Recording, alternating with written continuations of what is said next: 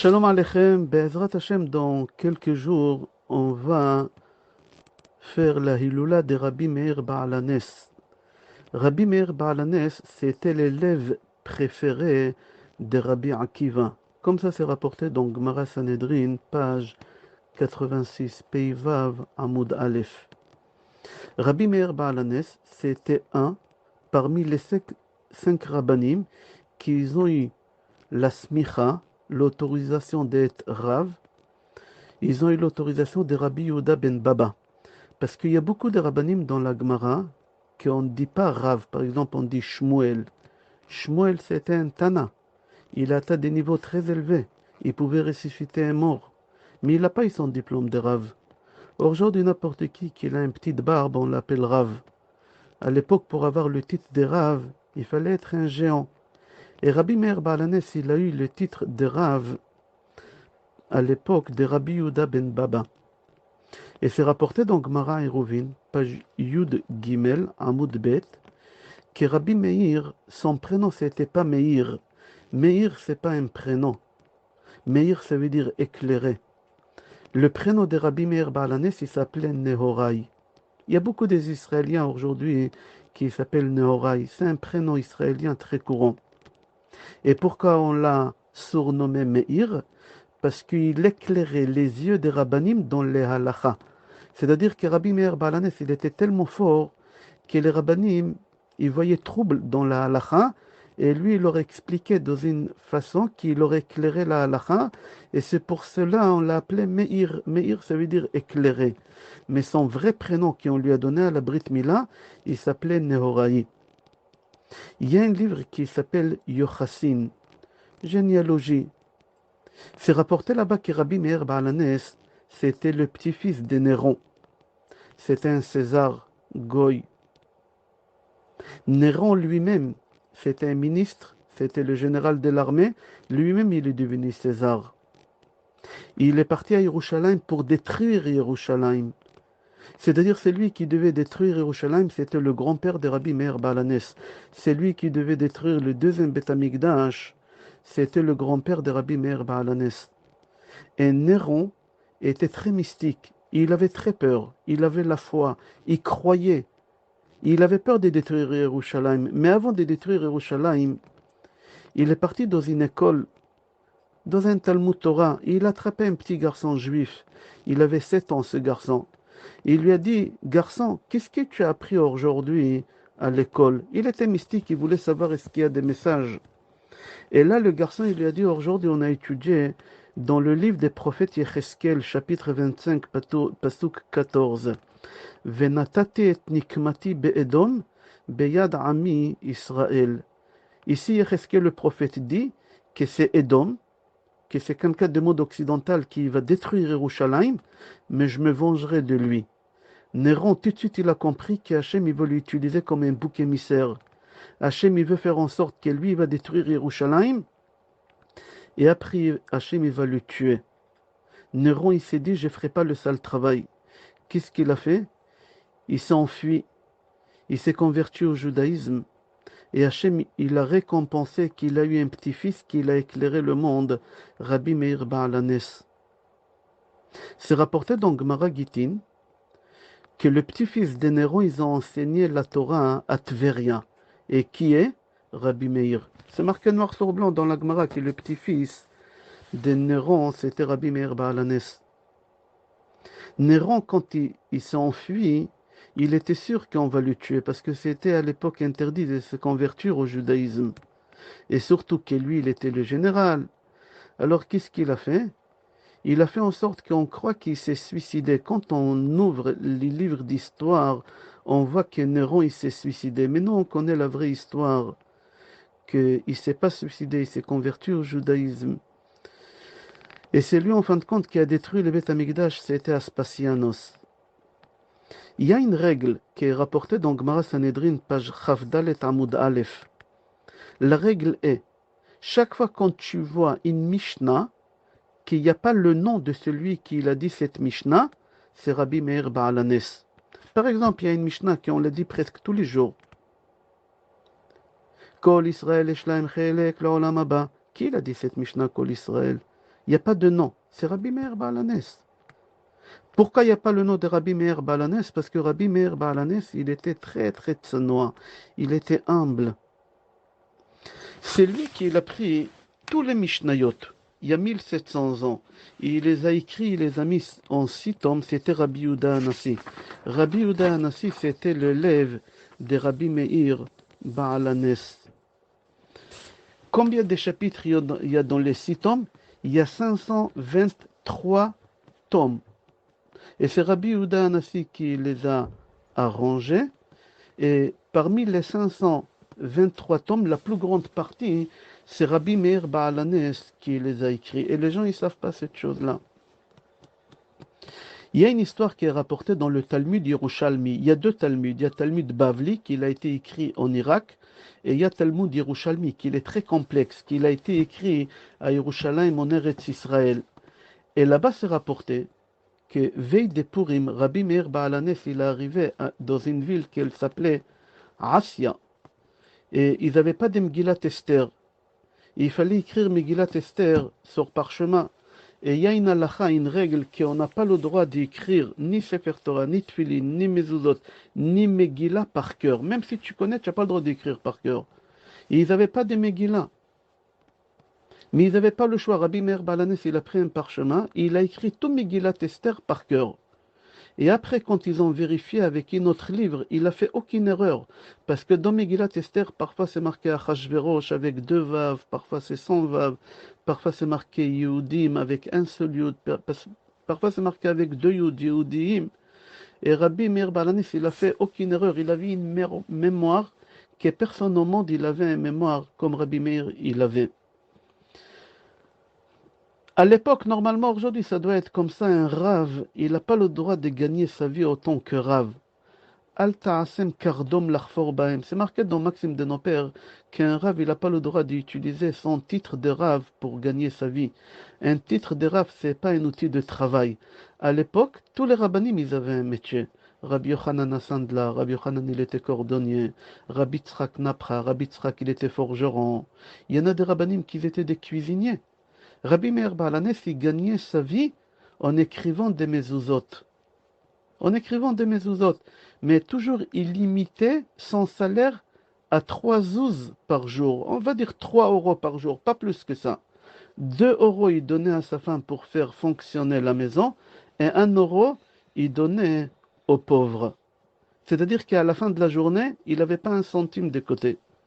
Et ses élèves, ils lui ont dit, Rav, tu ne penses pas un peu à tes enfants ou plus tard, leur laisser un petit patrimoine, quelque chose, tu vas partir, tu laisses rien à tes enfants. Rabbi Meir Baal HaNes, il avait une émouna, une foi énorme. Il a dit à ses élèves, laissez un patrimoine à mes enfants, laissez quelque chose. Mais c'est marqué dans Tilim, chapitre 37, c'est marqué là-bas, Na'ar raïti, vegam zakanti, velo raïti tzadik ne'ezav, vezaro mevakesh lachem. C'est marqué noir sur blanc dans Tilim 37 qu'Akadosh Baruch Hu ne laisse pas tomber quelqu'un qui il est sur le droit chemin.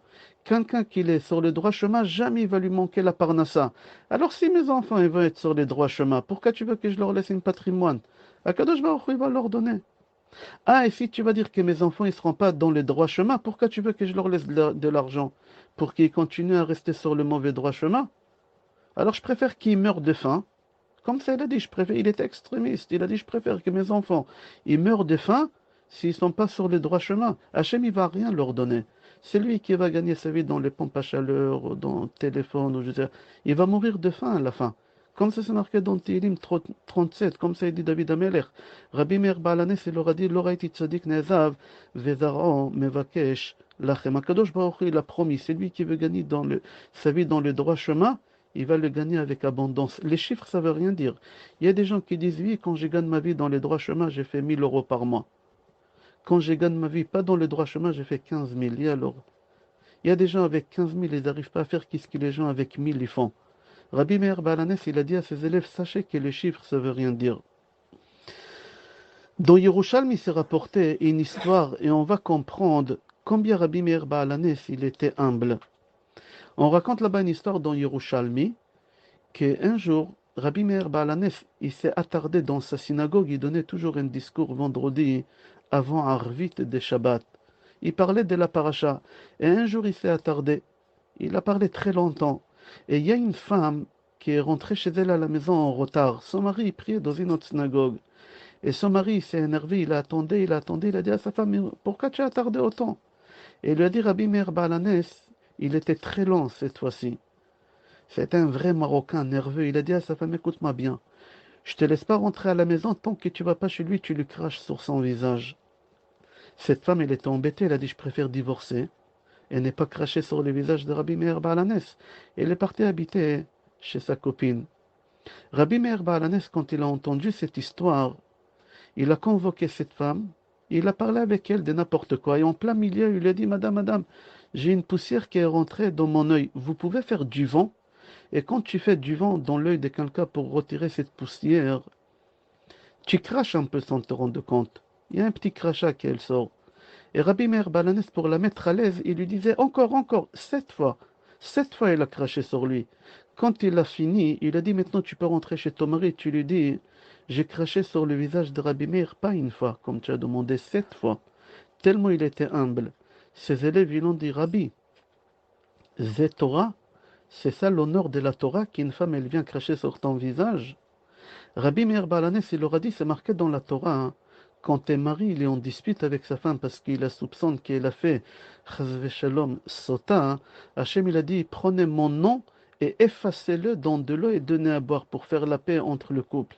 Rabbi Meir Balanes, il a dit à ses élèves, si Hachem, il a dit d'effacer son nom pour faire le shalom entre un couple, qui je suis moi pour que j'ai dit à cette femme qu'elle crache sur mon visage. Pourquoi on l'appelait Rabbi Meir Baalanes? Baalanes, ça veut dire le maître des miracles. C'est une histoire très longue qu'elle se trouve dans Gemara Avodah Zara, page 18, Yutret Amoud Aleph. On ne va pas raconter toute l'histoire, une partie de l'histoire, mais tu peux regarder Avodah Zara, page 18, Amoud Aleph là-bas. Hein. Il faut que tu saches que la femme de Rabbi Meir Baalanes, elle s'appelait Brouria. C'était la fille de Rabbi Hanania ben Taradion. Rabbi Hanania ben Taradion, c'était un des 10 Harougé Malchut, 10 martyrs. Brouria, elle s'est mariée avec Rabbi Meir. Rabbi Hanania ben Taradion, il avait encore une fille célibataire à la maison. Et Rabbi Hanania ben Taradion, il a enseigné la Torah en public et c'était interdit. On a attrapé Rabbi Hanania ben Taradion et on l'a passé au tribunal. Les Romains, ils l'ont jugé qu'ils vont le tuer. Ils vont le brûler vivant avec le Sefer Torah. Et pour qui il souffre, comme il était vieux, ils ont dit qu'ils vont lui mettre des glaçons sur lui. Et ils ont entouré le Sefer Torah autour de son corps. Ils ont pris sa femme et sa fille et ses élèves, ils les font asseoir devant pour qu'ils voient comment le rave, son mari, son père, comment il meurt à petit feu comme ça. Et ils ont allumé le feu, il y avait là-bas un bourreau, Kaltsteroni, la Gemara, elle dit. Kaltsteroni, il mettait le feu et il rajoutait de temps en temps de l'huile dans le feu. Et la fille, elle disait à son père, Abba, ma'asiti she'erecha bekar, papa, quel péché j'ai fait que je dois te voir mourir comme ça? Et là, les élèves de Rabbi Hanan ben Taradion, ils ont dit, Rabbi, ptach picha v'yikane sa'ur. Rabbi, ouvre ta bouche, comme ça la chaleur, elle va rentrer par la bouche et tu vas mourir vite. Il leur a dit, mutav shi'itlenahu velo yiga' benafsho. Je préfère que Hachem il prend ma neshama quand il va décider et je ne veux pas avancer ma mort. Je préfère souffrir. Le bourreau, le goy qui était là-bas, il a dit comment ce vieux-là, il peut mourir en 2 secondes. Il est en train de souffrir parce que Dieu il a interdit d'avancer la mort. Tout de suite, le bourreau, il a dit à Rabbi Hanana ben Taradion, le beau-père de Rabbi Meir Balanes, Rabbi, immarbeani bashalhevet, si je mets de l'huile et je rajoute le feu, tu me ramènes avec toi au paradis, un goy. Rabbi Hanana ben Taradion, il lui a dit oui. Qu'est-ce qu'il a fait le goy? Tout de suite, il a retiré les glaçons et il a rajouté de l'huile dans le feu. Et Rabbi Hanina, il est en train de mourir. Et là, les élèves, ils lui disent, Rabbi, quand quelqu'un meurt, il voit des choses que personne ne voit. Qu'est-ce que tu vois? Il leur a dit, Otiyot porchot, Sefer Torah Nisra ve Otiyot porchot. Il leur a dit, vous voyez le parchemin, la matière qui brûle. Mais dans un Sefer Torah, il y a 304 805 lettres. Il y a 304 805 anges. Chaque ange, il vient prendre une lettre avec lui. Et Rabbi Hanina ben Taradion, il est mort. Le goy qui a tué Rabbi Hanina ben Taradion, il s'est dit, ce rabbin-là, Il est mort, il est monté au ciel. D'où je vais le retrouver là-bas? Des barbus, il y en a plein là-bas. Je ne vais pas le reconnaître. Qu'est-ce qu'il a fait? Il a dit, je meurs avec lui. Il s'est jeté dans le feu, il est mort avec Rabbi Hanana ben Taradion. Yatzta Batkol Ve'amra, il y a une voix céleste qui est sortie et qui a dit, Rabbi Hanina ben Taradion et Kalatz Torani Muzmanim Lechaya Olam Haba. Rabbi Hanina ben Taradion et le bourreau, il rentre directement au Gan Eden. Directement, le goy. Toute sa vie, il a fait que du mal, il a tué des juifs, il a brûlé des rabbanim. Il va au Gan Eden, une seconde. Tu fais une tchouva, une seconde, ça te pardonne sur toute ta vie. Ok, comme c'est le mort, le beau-père de Rabbi Meir Balanes, et la fille de Rabbi Hanania ben Taradion, on l'a pris pour faire la prostituée pour le roi. Le roi, il avait des prostituées qui travaillaient pour lui, et c'est le roi qui encaissait l'argent. Ils ont pris la fille de Rabbi Hanania ben Taradion, elle était jeune, elle était célibataire, elle était belle, et ils l'ont mis sur le trottoir. Sa sœur Brouria, la femme de Rabbi Meir Balanes, elle dit à son mari, Rabbi Meir, tu n'as pas honte que tu as une belle sœur qu'elle fait la prostituée? Va la faire sortir de là-bas. Rabbi Meir Balanes, il a dit à sa femme, je vais aller la voir. Si elle a fait le péché, alors je demande à Hachem qu'il n'y a pas de miracle, qu'elle reste là-bas et qu'elle meure là-bas comme prostituée. Et si elle n'a pas fait le péché, elle a su comment se préserver, je ordonne à Hachem de faire un miracle et qu'elle rentre avec moi à la maison. Pourquoi on l'a appelé Baalanes? Parce que c'est lui qui décidait à Hachem quand est-ce que le miracle il aura lieu et quand est-ce qu'il n'aura pas le miracle.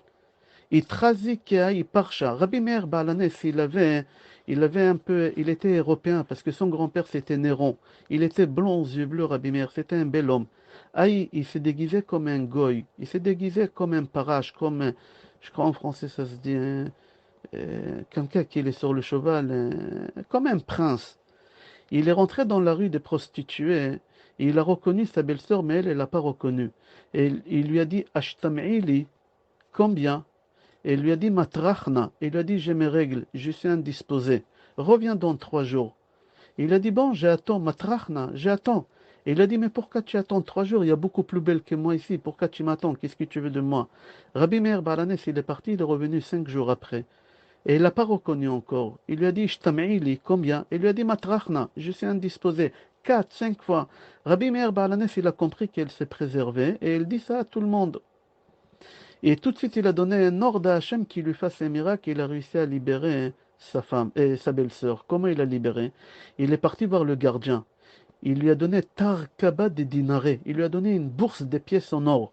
Il lui a dit, vends-moi cette fille, elle me plaît.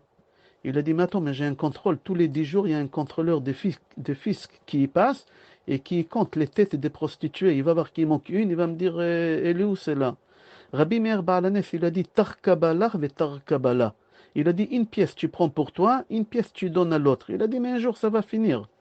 Combien tu m'as donné? Un jour ça va finir, un jour il va m'attraper. Il a dit, écoute-moi bien, les jours qu'on va t'attraper, ils vont se rendre compte que tu me l'as donné, ils vont te pendre.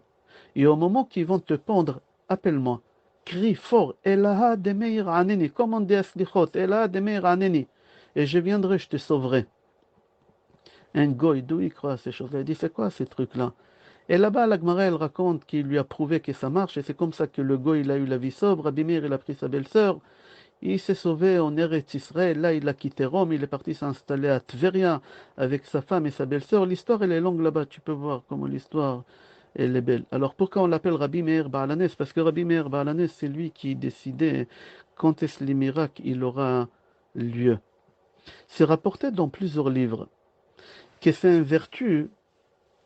Quand Shalom, tu entends une mauvaise nouvelle, que ce soit dans la Parnassa, que ce soit dans Shlom Bayit, Shalom, que ce soit dans la santé, dans la réussite d'éducation des enfants, quand tu veux réussir quelque chose, tu dis, je mets de l'argent de côté pour acheter de l'huile d'olive pour allumer à la mémoire de Rabbi Meir Baalanes.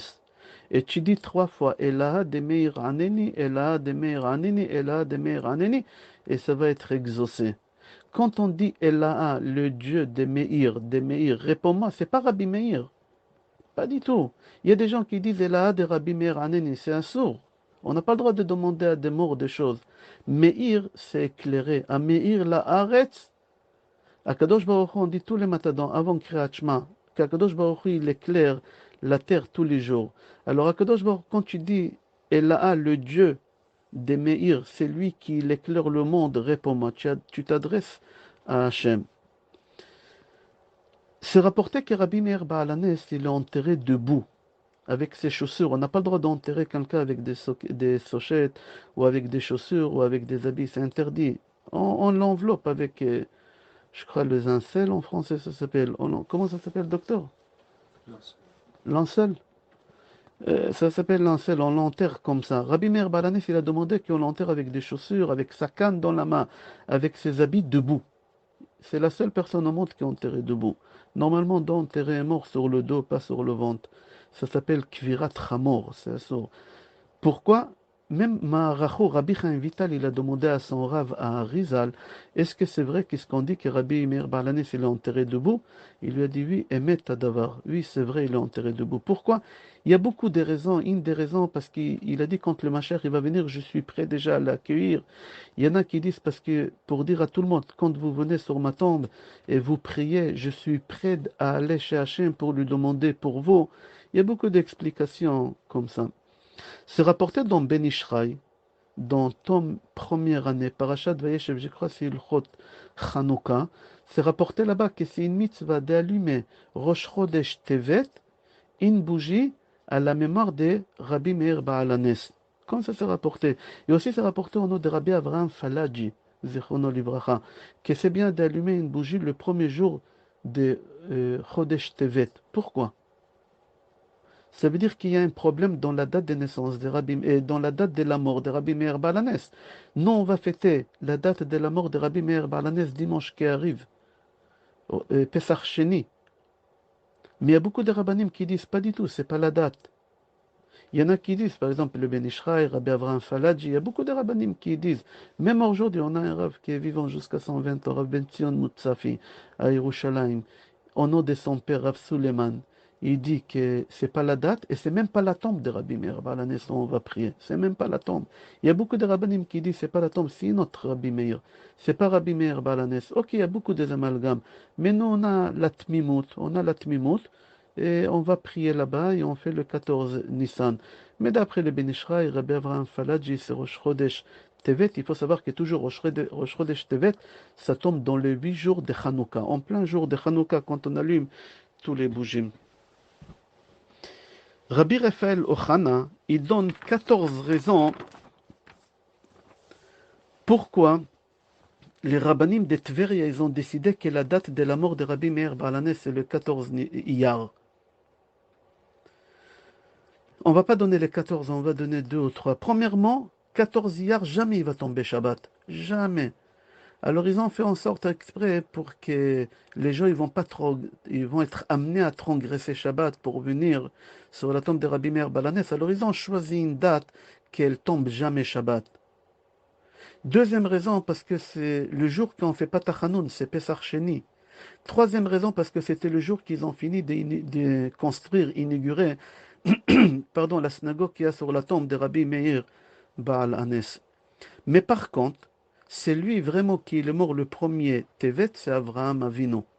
Avraham Avinu, le père de la nation juive, c'est marqué Tikaver Beseva Tova. Tikaver Beseva Tova, si tu prends les premières lettres, ça fait Tevet.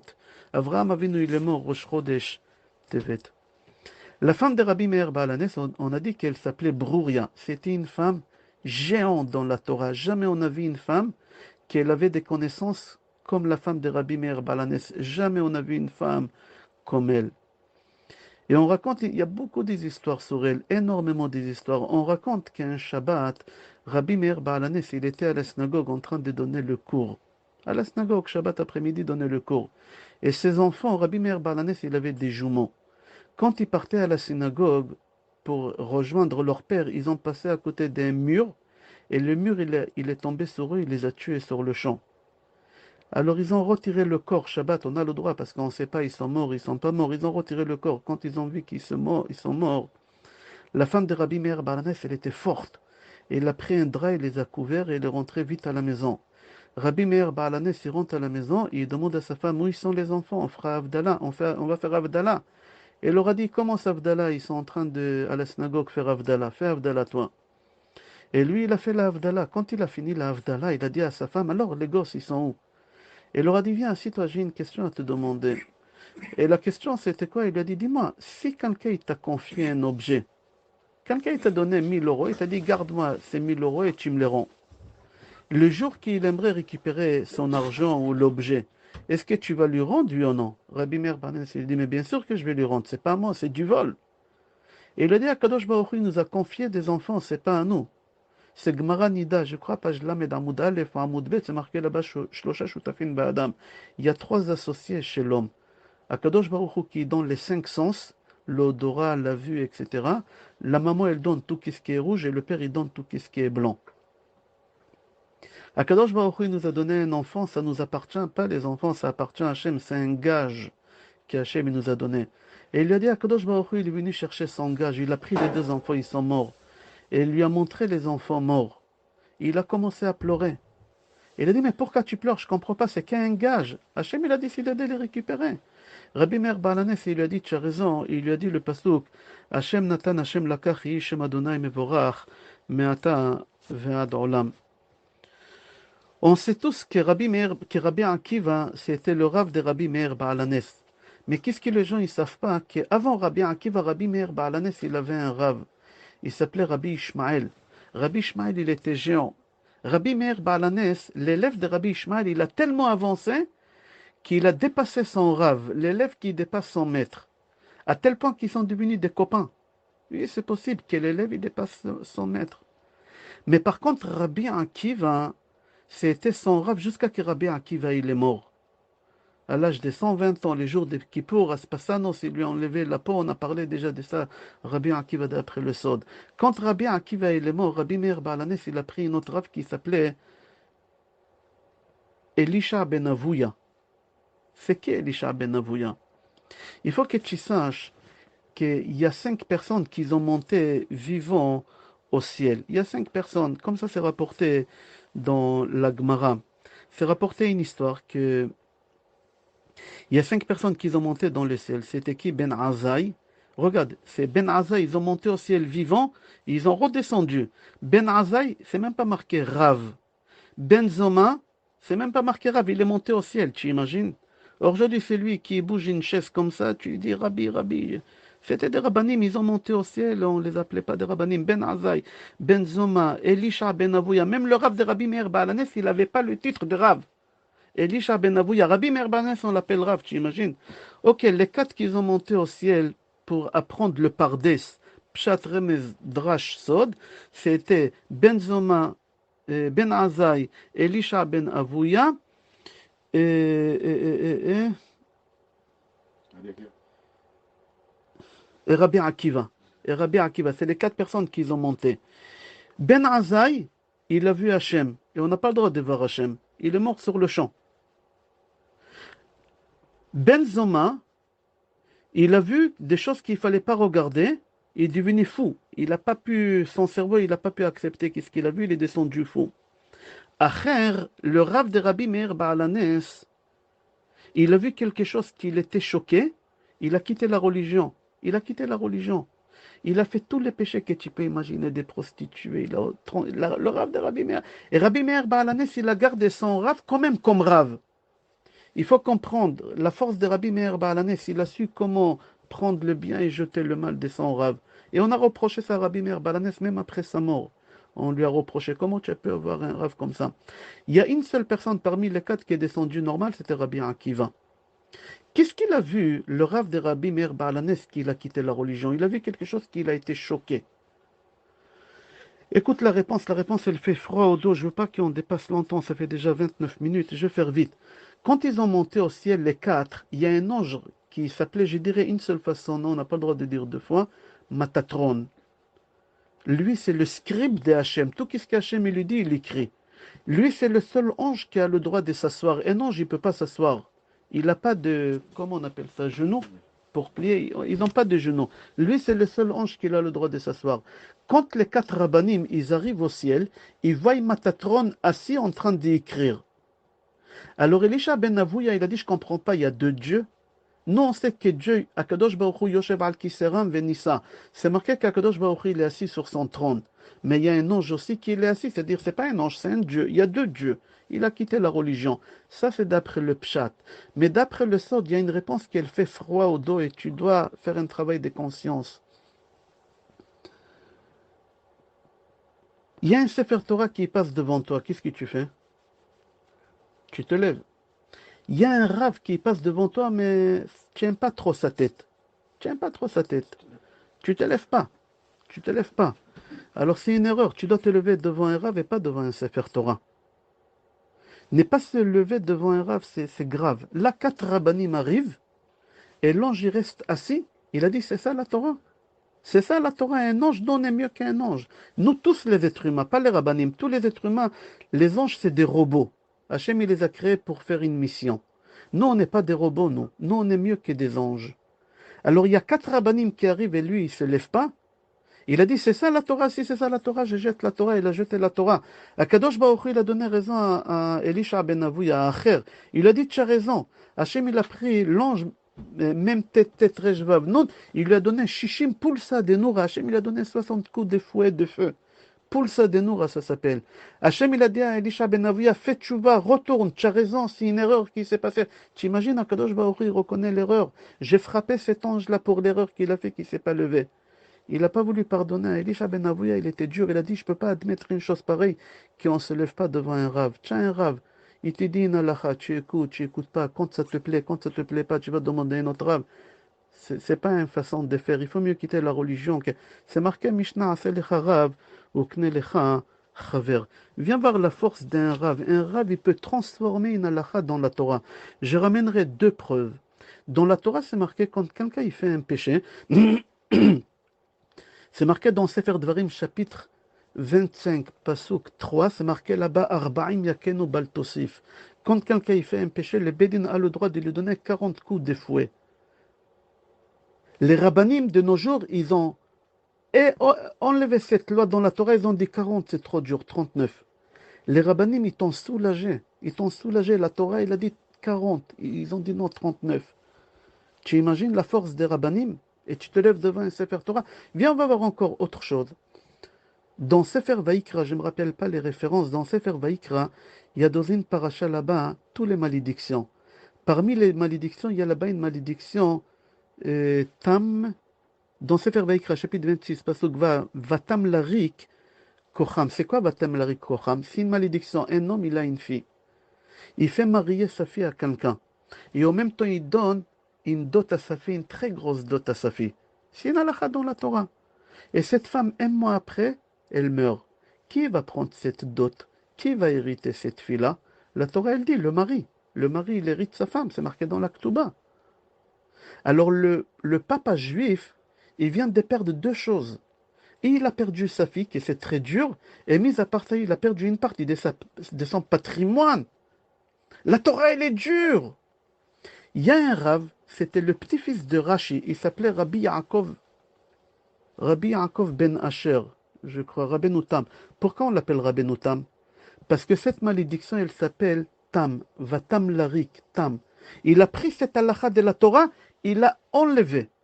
Il a dit non, impossible d'être aussi dur avec un juif. Alors il a changé la halakha, il a dit une fille qu'elle a ramenée avec elle un patrimoine, elle s'est mariée avec quelqu'un, et elle est morte.